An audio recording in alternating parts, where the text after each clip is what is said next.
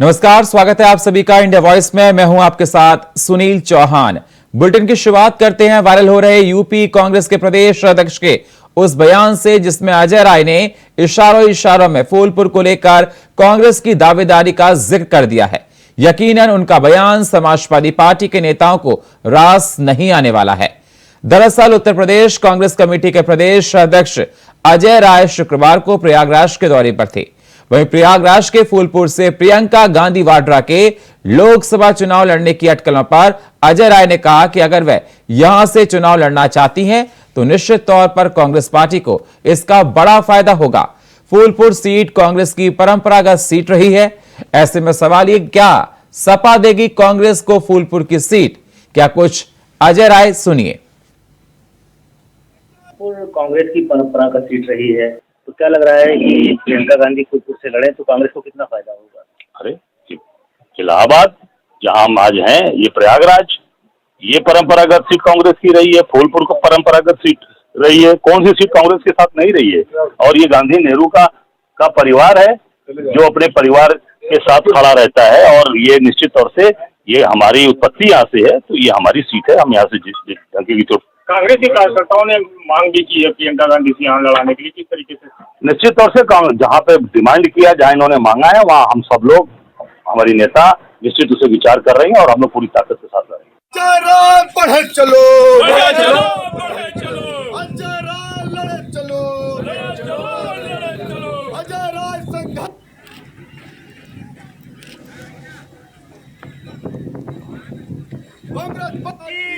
और हमारे साथ जुड़ चुके हैं धीरेन्द्र भास्कर, समाजवादी पार्टी प्रवक्ता, हमारे साथ फोन लाइन पर। भुवन भास्कर, स्वागत है सर आपका हमारे साथ जुड़ने के लिए।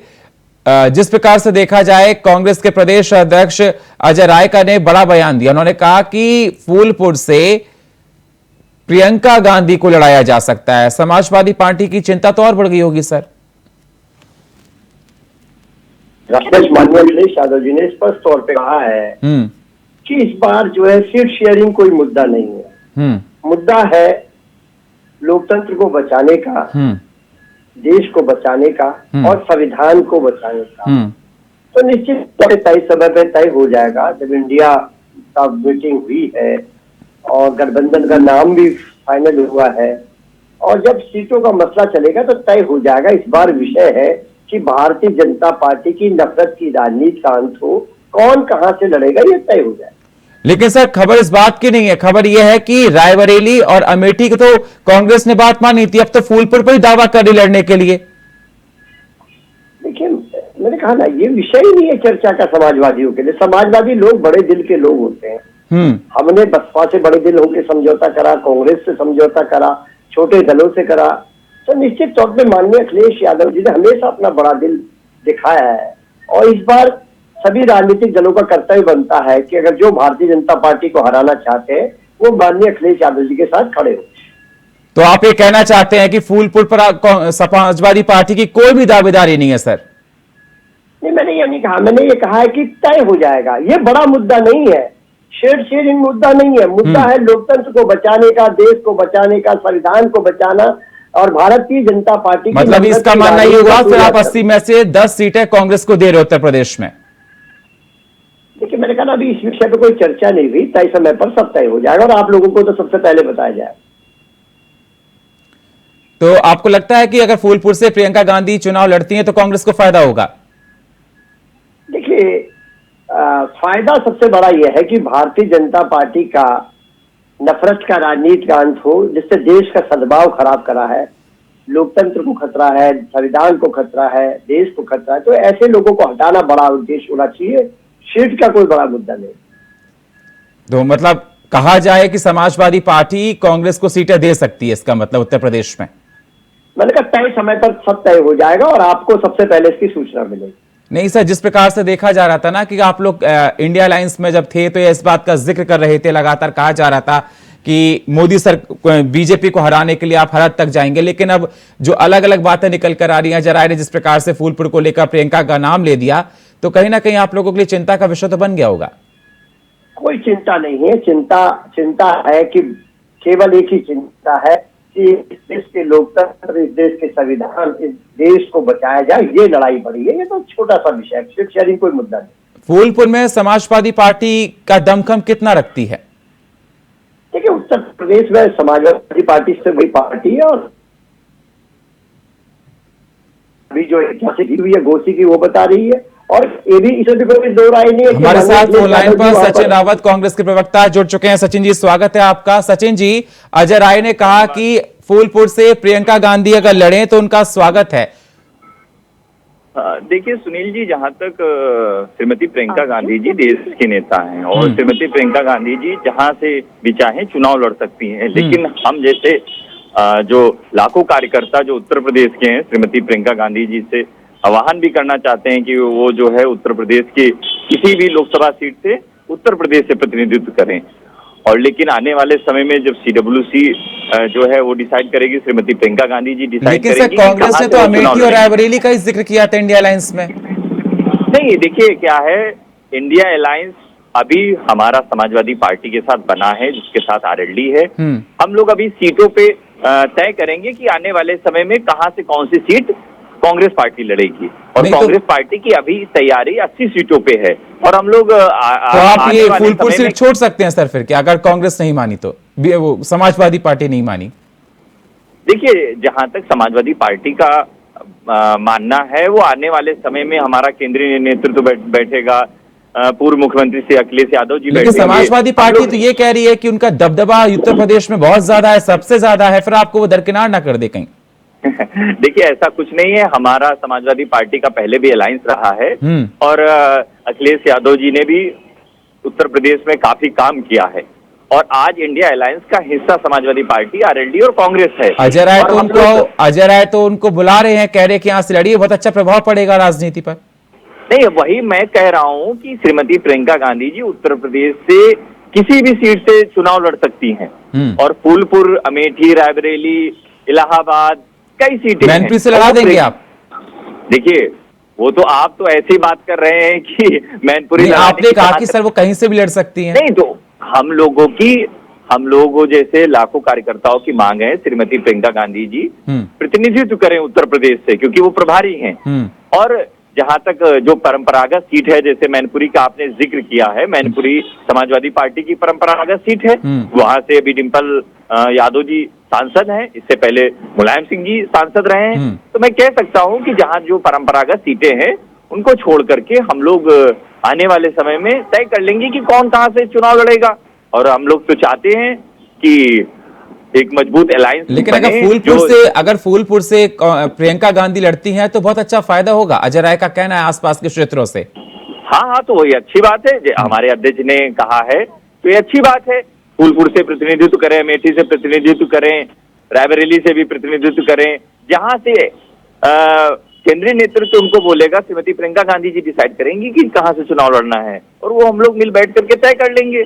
लेकिन आज की डेट में जनता जो है वो परिवर्तन के मोड में है। जिस तरह से इंडिया अलायंस जो है देश को बनाने के लिए, देश को आगे बढ़ाने के लिए, लोकतंत्र को बचाने के लिए साथ आया है, तो मैं कह सकता हूं कि कहीं ना कहीं भुवन जी, आज की डेट में जिस तरह से घोसी में उपचुनाव हुआ, आपने देखा होगा कि इंडिया अलायंस का प्रत्याशी जीता, समाजवादी पार्टी। घोसी में बात अलग थी ना सर, तो लोकसभा चुनाव है।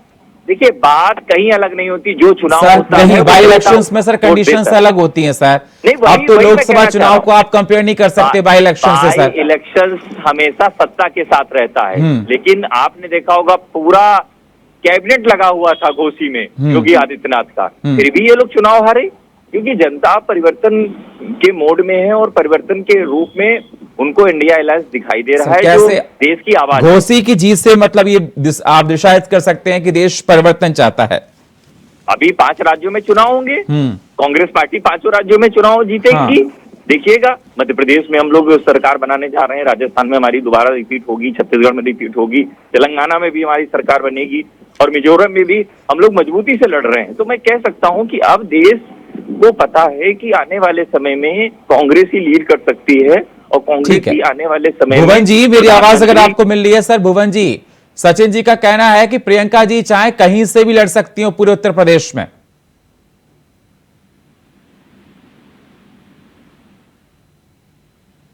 लगता है संपर्क टूट गया। बहुत बहुत शुक्रिया भुवन जी आपका, सचिन जी आपका हमारे साथ जुड़ने के लिए। लेकिन जिस प्रकार से देखा जाए, अजय राय ने जिस प्रकार से ये बात कही और कहा कि फूलपुर से प्रियंका गांधी अगर चाहें तो चुनाव लड़ें, तो उत्तर प्रदेश की पश्चिमी क्षेत्र को खासकर बहुत फायदा होगा। लखीमपुर खीरी में तैनात कांस्टेबल सुहेल अंसारी ने विदेश से फिलिस्तीन के लिए चंदा मांगा है। आपको बता दें, चैट को ट्वीट किया गया है, तब खुलासा हुआ, तो वहीं चैट वायरल हो गई। लखीमपुर खीरी फिलिस्तीन के लिए मांगा गया ही चंदा।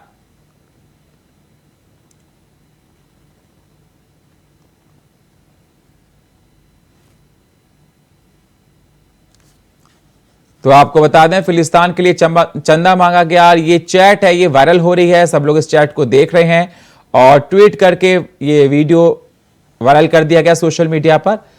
तो सुहेल अंसारी कांस्टेबल हैं, सुहेल अंसारी, इन्होंने चंदा मांगा है, चैट को ट्वीट कर दिया गया है फिलिस्तीन को लेकर, और इस पर तमाम जांच पड़ताल भी बैठाई गई है कि आखिरकार अंसारी के किस आधार पर चंदा मांगा, और सुहेल अंसारी के पूछताछ की जा रही है, लगातार जांच पड़ताल की जा रही है। आपको बता दें, कांस्टेबल हैं सुहेल अंसारी और उत्तर प्रदेश पुलिस में कार्यरत हैं। तो तमाम सवाल पूछ रही है। लखीमपुर से ये चैट वायरल हो रही है जिसमें कांस्टेबल सुहेल अंसारी ने फिलिस्तीन के लिए चंदा मांगा है, और ये चैट को ट्वीट किया गया है, ये खुलासा हुआ है चैट के जरिए से। तो वहीं चैट वायरल हो गई है। पुलिस इस पूरे मामले की जांच पड़ताल में जुटी हुई है।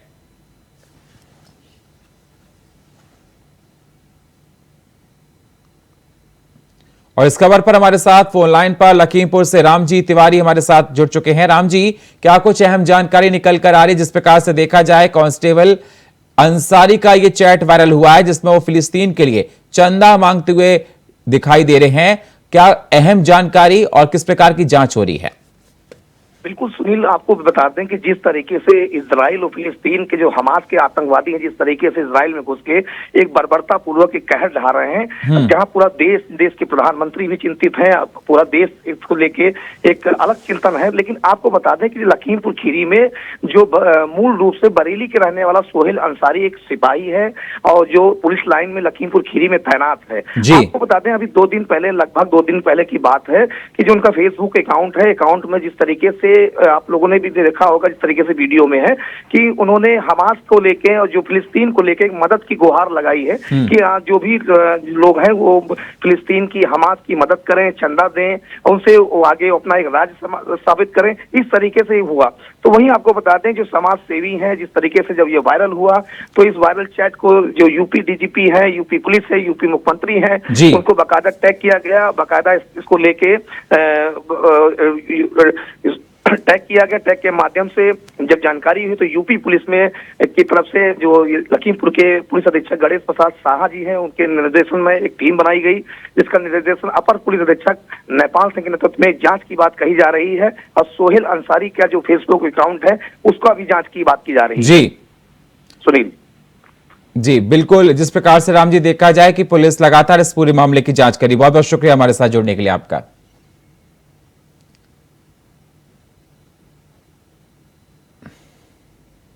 बहराइच कलेक्ट्रेट परिसर आज सीडीओ और डीआईओएस के बीच बहस हो गई।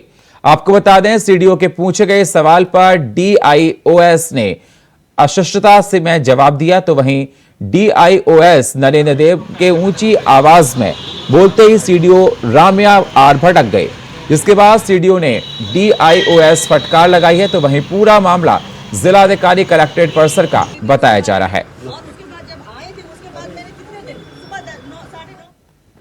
और हमारे साथ फोन लाइन पर पूरी खबर पर राहुल यादव जुड़ चुके हैं। राहुल, क्या कुछ अहम जानकारी निकल कर आ रही है? बताया जा रहा है कि कलेक्टर परिसर में ये बहस हुई है सीडीओ और डीआईएस के बीच में।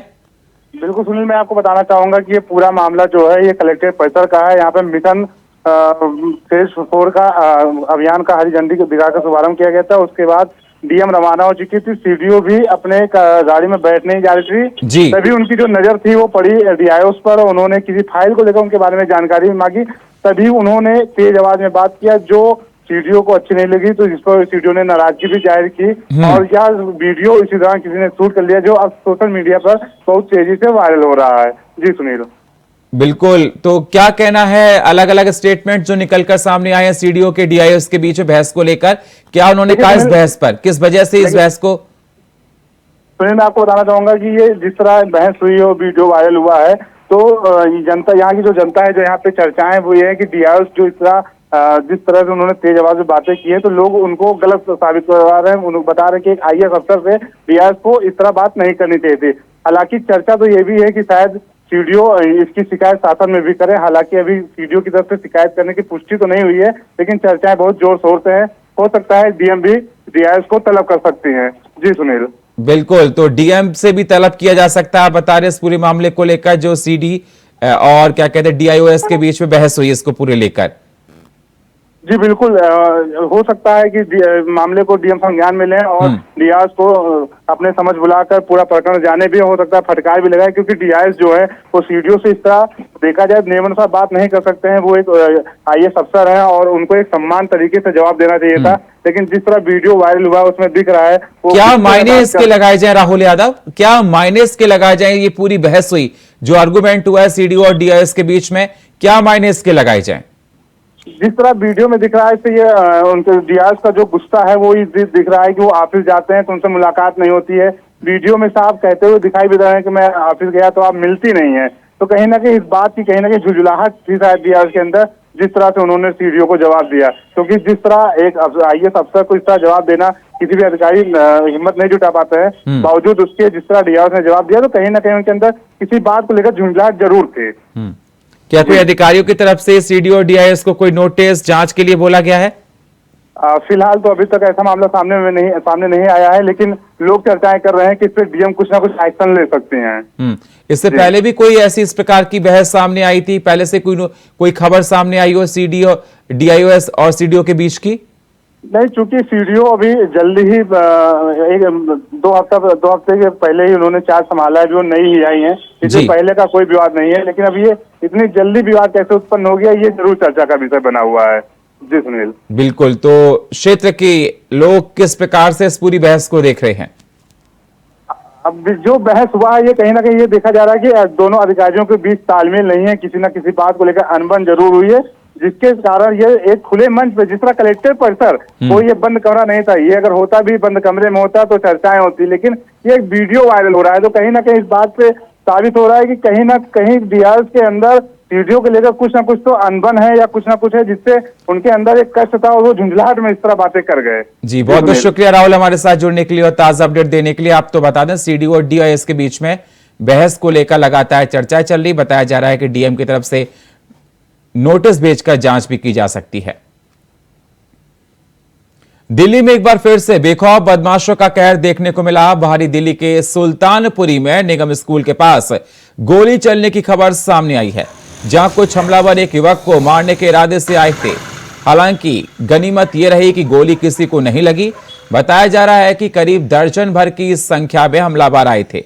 वहीं इसके पीछे की वजह आपसी रंजिश बताई जा रही है। फिलहाल मौके पर पुलिस मामले की इस पूरी जांच में जुटी हुई है।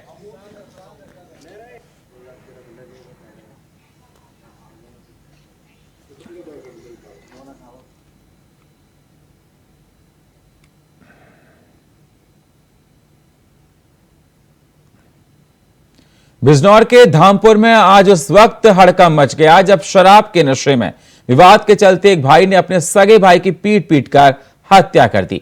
आपको बता दें, सूचना पर पहुंची पुलिस ने शव को कब्जे में लेकर पोस्टमार्टम के लिए भेज दिया और आरोपी को हिरासत में लेकर मामले की जांच शुरू कर दी है।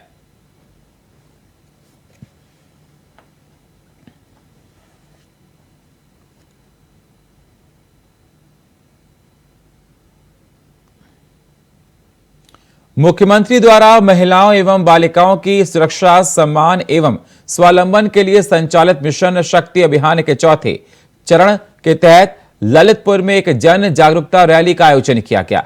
इस रैली को पुलिस लाइन मैदान से श्रम एवं सेवा योजना राज्य मंत्री मनोहर लाल पंत द्वारा हरी झंडी दिखाकर रवाना किया गया।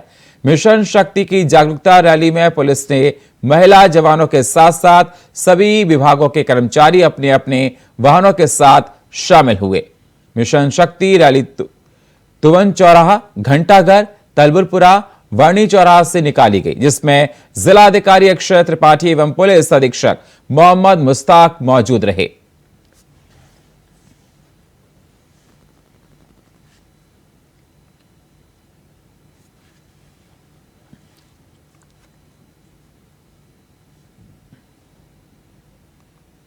सुल्तानपुर में बीती रात एक वृद्ध की हत्या करने का मामला सामने आया है। आपको बता दें, धारदार हथियार से वृद्ध को मौत के घाट उतार दिया गया।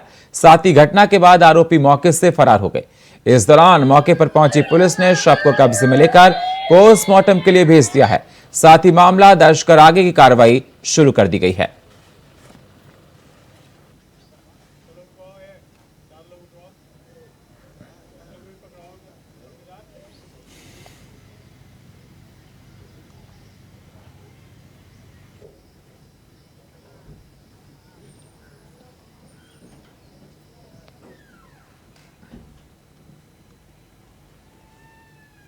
विधानसभा चुनाव के लिए बीकानेर पुलिस अलर्ट मोड पर है। इसी क्रम में डूंगरगढ़ पुलिस ने एक बड़ी कार्रवाई की।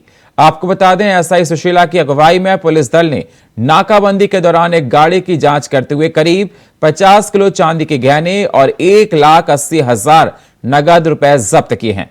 साथ ही पुलिस ने आरोपी पर मामला दर्ज कर आगे कार्रवाई शुरू कर दी है।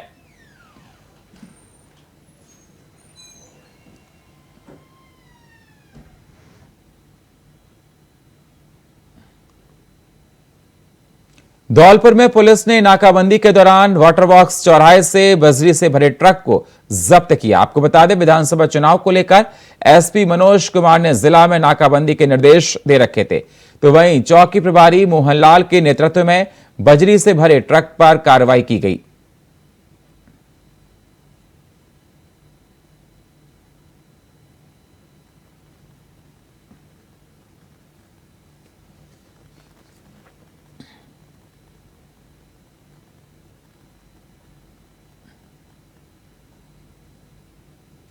हमीरपुर में मिशन शक्ति के चौथे चरण की जागरूकता रैली को शुभारंभ जिलाधिकारी राहुल पांडे और पुलिस अधीक्षक दीक्षा शर्मा ने हरी झंडी दिखाकर किया।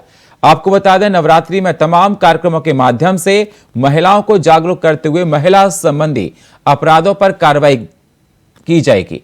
तो वहीं इस रैली नारी सुरक्षा, नारी सम्मान, नारी स्वावलंबन के तहत महिलाओं को जागरूक किया जाएगा। रैली में स्कूटी सवार महिला पुलिसकर्मी सहित अन्य विभागों की महिला कर्मी भी शामिल हुई।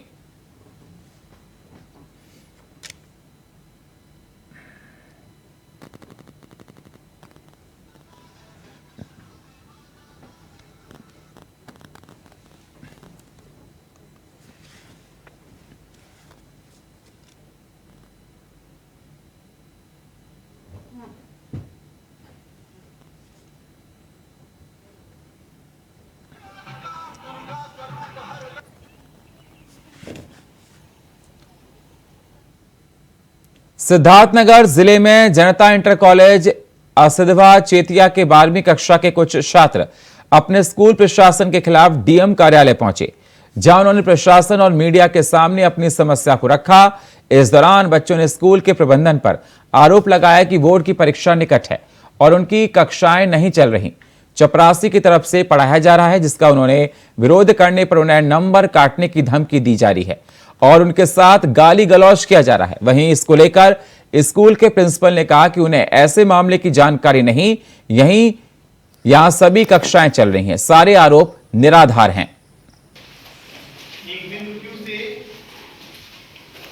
मुझे सर बिना बात के ही कुछ भी वजह नहीं था, मुझे प्रताड़ित कर दिया गया स्कूल से। और वहाँ पे पढ़ाई तो छोड़िए, टीचर एक भी नहीं सर पढ़ा रहे हैं, सब लोग चपरासी मिलके पढ़ा रहे हैं।